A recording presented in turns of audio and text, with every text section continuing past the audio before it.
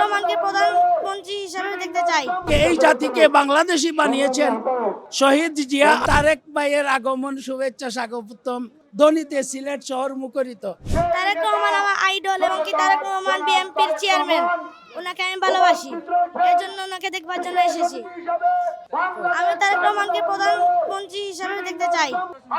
আমি কুলাউড়া মদিনা তাহফিজুল কুরআন মাদ্রাসায় পড়াশোনা করি। আমার বাবা একজন মুহতামিম সাহেব, আমি ওই মাদ্রাসায় পড়ি। সিলেট তো আজ ওই তারেকময় শহরে রূপান্তরিত হয়েছে।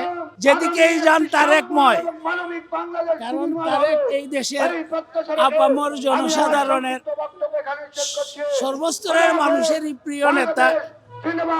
বেগম খালেদা জিয়া নির্যাতিতা নেত্রীর সন্তান, শহীদ জিয়ার সন্তান।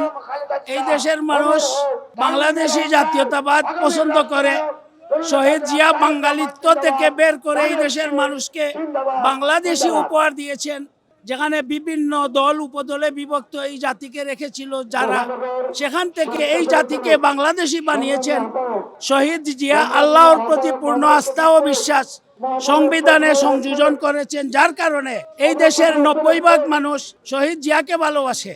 সেই জিয়ার সন্তান হিসাবে এই সিলেট শহর আজ তারেকময় হয়ে সর্বত্রই তারেক ভাইয়ের আগমন, শুভেচ্ছা স্বাগতম ধ্বনিতে সিলেট শহর মুখরিত।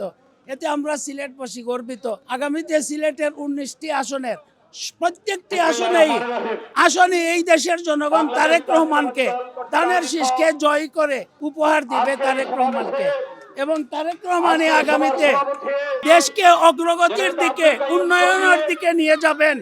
অতীতের যত ষড়যন্ত্র ছিল এই দেশকে নিয়ে আধিপত্যবাদের পক্ষে, তাদেরকে প্রতিহত করে এই দেশকে নিজের পায়ে দাঁড় করিয়ে বাংলাদেশী হিসাবে, স্বাধীন সত্তা হিসাবে এই দেশকে এগিয়ে নিয়ে যাবেন, এই আশা এবং প্রত্যাশা এই দেশের আপামর জনসাধারণের।